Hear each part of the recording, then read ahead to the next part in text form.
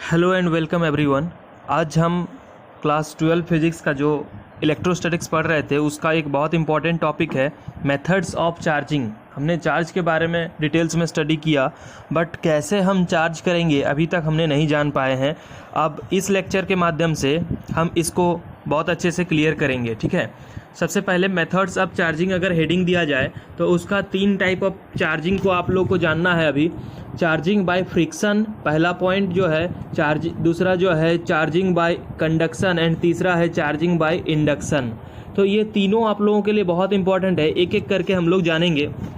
ये चार्ज हमने पहले क्लासेस से ही जाना है कि चार्ज एक ऐसा है हमारे आसपास है, बट हम इसे देख नहीं सकते हैं, उनका प्रेजेंस को फील भी नहीं कर सकते हैं, because everything is by default electrically neutral.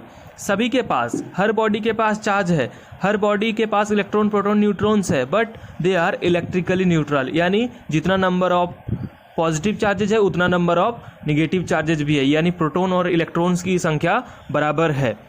But we create charge, हम चार्ज को क्रिएट करते हैं जाने अनजाने में। शायद आप क्लास बचपन से ही, इवन कि अभी भी आप करते होंगे। अगर आप कोई अपना कंघी को ड्राई हेयर में रब करते हैं, ठीक है, फ्रिक्शन करवाते हैं, या फिर कोई पेन या रूलर अपना स्केल को लेके भी अगर रब करते हैं सर में, उसके बाद अगर आप कोई बीट्स ऑफ पेपर को उठाते हैं तो ये आप चार्ज को डेवलप कर रहे हैं। उस समय आप कंघी को रब करके कंघी को चार्ज कर दिए हैं, और बीट्स ऑफ पेपर को उसमें भी चार्ज है, तो पॉजिटिव नेगेटिव चार्ज के चलते वहाँ अट्रैक्शन हो रहा है। यानी कि जाने अनजाने में आप भी चार्ज को डेवलप कर चुके हैं, आप भी चार्ज को डेवलप कर दिए हैं। तो आप अपने आप को कोई कम ना समझें, आप भी चार्ज को डेवलप कर सकते हैं, हर कोई कर सकता है, ठीक है। तो चार्ज को डेवलप करने का 1 2 3 प्रोसेस है हमारे पास कुछ, तो सभी को आप धीरे धीरे जानते हैं। सबसे पहला जो हम डिस्कस करने जा रहे हैं, चार्जिंग बाय फ्रिक्शन। उसमें अगर देखेंगे उसके लिए क्या ज़रूरत है, फर्स्ट रिक्वायरमेंट जो है उसके लिए रबिंग बिटवीन 2 ऑब्जेक्ट्स। कोई भी 2 ऑब्जेक्ट्स के बीच रबिंग होना चाहिए, जैसे हमारा ड्राई हेयर है और हमारा स्केल है, या फिर हमारा कंघी है, ठीक है। कोई भी 2 ऑब्जेक्ट चाहिए, दोनों को अगर हम रब करेंगे तो दोनों इक्वल एंड अपोजिट चार्ज होगा। कैसे चार्ज होगा? इक्वल एंड अपोजिट, यानी कि जितना नंबर ऑफ प्लस उतना नंबर ऑफ माइनस चार्जेज। जैसे अगर हम सपोज दैट वो बाल और कंघी का तो देखे ही हैं, क्लास 12 में जो एग्जाम्पल आप लोग बार बार देखेंगे वो है ये rubbing between glass rod and silk.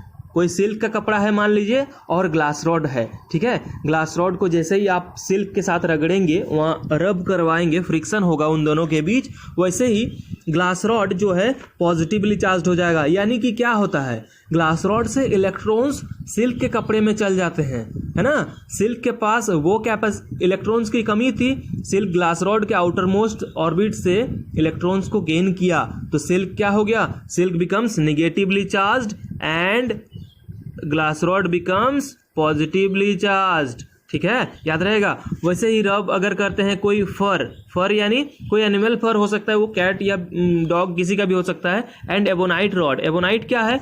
Ebonite वॉल्कनाइज्ड rubber है, ठीक है, वो अर्थ में ही पाया जाता है। तो अगर इन दोनों के बीच हमने रब किया तो यहाँ देखते हैं जो फर है वो पॉजिटिवली चार्ज हो जाएगा और एबोनाइट रॉड जो है निगेटिवली चार्ज हो जाएगा।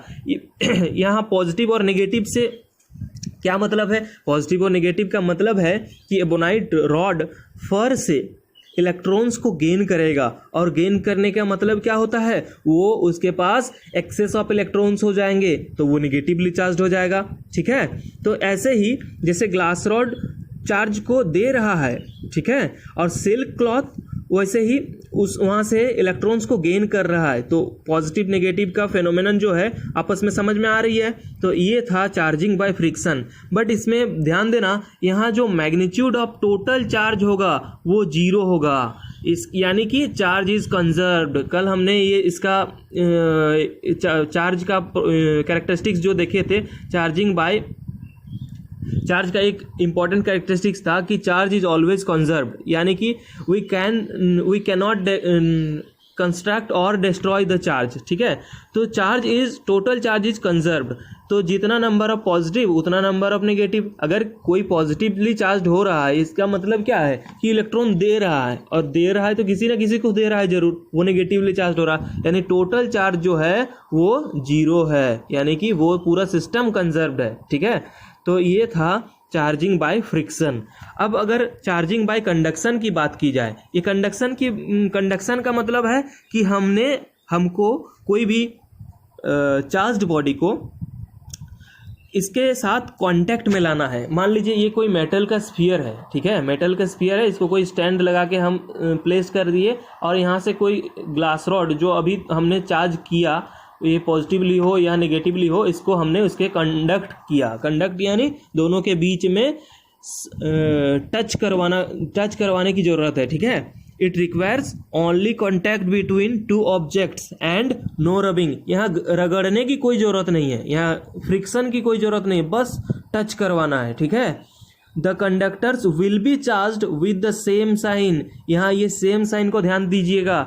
सेम साइन का मतलब क्या हो रहा है, यहाँ जो आप कंडक्टर को वहाँ टच करवाइएगा, सपोज दैट ये आपका मेटल स्फीयर है, ठीक है, यहाँ पे आप ग्लास रॉड को लाए हैं, अभी हमने पढ़ा ग्लास रॉड क्या चार्ज है, वो पॉजिटिवली चार्ज है। ठीक है, पॉजिटिव चार्ज का कोई भी बॉडी को अगर मेटल सरफेस के लाएंगे तो इसमें भी ये पॉजिटिव चार्ज को यहाँ दे देगा, यानी कि ये भी पॉजिटिवली चार्ज हो जाएगा।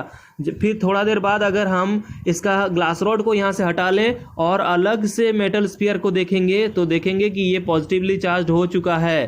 ठीक है, वैसे ही अगर यहाँ हम नेगेटिवली चार्ज लिए होते, यानी बोनाइट का रॉड लिए होते, तो हमारा मेटल स्फीयर नेगेटिवली चार्ज हो जाता। ठीक है, तो इसको ध्यान रखने की ज़रूरत है। आप जो चार्ज बॉडी लेंगे, चाहे वो पॉजिटिवली लेंगे तो मेटल स्फीयर पॉजिटिवली चार्ज हो जाएगा, और अगर आप निगेटिवली चार्ज बॉडी लेंगे तो वो निगेटिवली चार्ज होगा। जो चार्ज आप लेंगे सेम साइन का रहेगा। ठीक है, यहाँ इस पे ध्यान दीजिएगा, सेम साइन का होगा। ठीक है, बट यहाँ पे अपोजिट साइन का था। ठीक है, तो एंड लास्ट जो टॉपिक है चार्जिंग बाय इंडक्शन, ये बहुत ही इंटरेस्टिंग और बहुत ही इंपॉर्टेंट है आप लोगों के लिए। क्लास 12 फिजिक्स में आपको इंडक्शन वर्ड से पाला हमेशा पड़ेगा। हर चैप्टर में लगभग आप इंडक्शन को सुनेंगे और इंडक्शन टॉपिक को समझने की ज़रूरत है। ठीक है, इंडक्शन मतलब नो टचिंग, टच नहीं होगा, नो फिजिकल कांटेक्ट, कोई टच नहीं करेंगे। जैसे यहाँ पे हम लोग कंडक्शन में चार्ज करवाने के लिए मेटल स्फीयर को हम टच करवा रहे थे, लेकिन यहाँ कोई फिजिकल कांटेक्ट नहीं होगा। इसमें ध्यान दीजिएगा, the original charge object will not lose its charge. जो भी आपका ओरिजिनल चार्ज रॉड रहेगा उससे कोई चार्ज लूज नहीं होगा। इसको समझते हैं, इसका एग्जाम्पल लेकर के हम लोग, सपोज दैट कोई हमने दो मेटल स्फीयर लिया, सपोज दैट, और इन दोनों को आपस में टच्ड है। ठीक है, ये भी कोई इंसुलेटिंग स्टैंड में है, ये भी कोई इंसुलेटिंग स्टैंड में रखा गया है, इसको भी। इन दोनों के बीच में आपस में पहले कांटेक्ट है, बट अभी जो एक चार्ज्ड रॉड हम ला रहे हैं, चाहे वो ग्लास रॉड लाओ चाहे वो एबोनाइट रॉड लाइए, कोई दिक्कत नहीं है।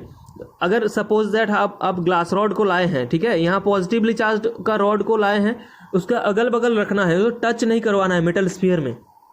तो जैसे ही मेटल में तो ऑलरेडी उसमें पॉजिटिव नेगेटिव चार्जेस हैं ही, जैसे ही आप पॉजिटिवली चार्ज रॉड को उसके पास लाएंगे तो इसके सरफेस में क्या होगा, निगेटिवली चार्ज जो है डेवलप हो जाएगा, और इसको बैलेंस करने के लिए इस मेटल सरफेस में पॉजिटिवली चार्ज डेवलप हो जाएंगे।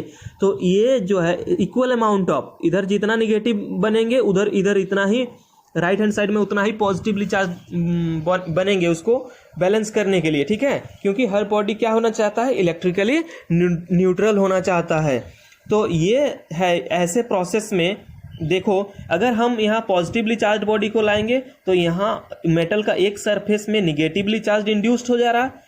अब आ रही है ना वर्ड इंड्यूस्ड, मतलब अपने आप वहाँ उत्पन्न हो रही है। ठीक है, और उसी को बैलेंस करने के लिए यहाँ पॉजिटिव चार्ज इंड्यूस्ड हो जा रही है। ठीक है, अब बाद में हम क्या करेंगे, इस रॉड को यहाँ से हटा देंगे, इस रॉड को यहाँ से हटा देंगे, तो हमारे पास क्या रहेगा, दो चार्ज्ड बॉडी रहेगा।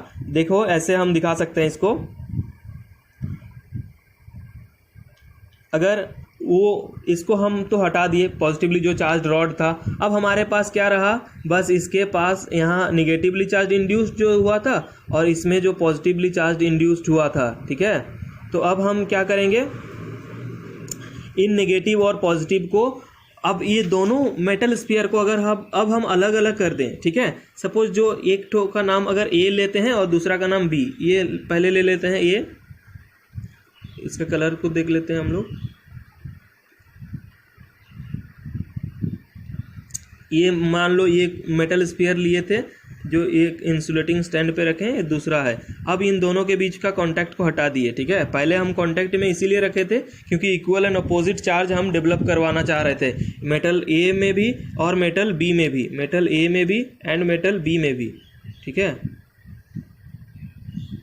मेटल ए में भी और मेटल बी में भी।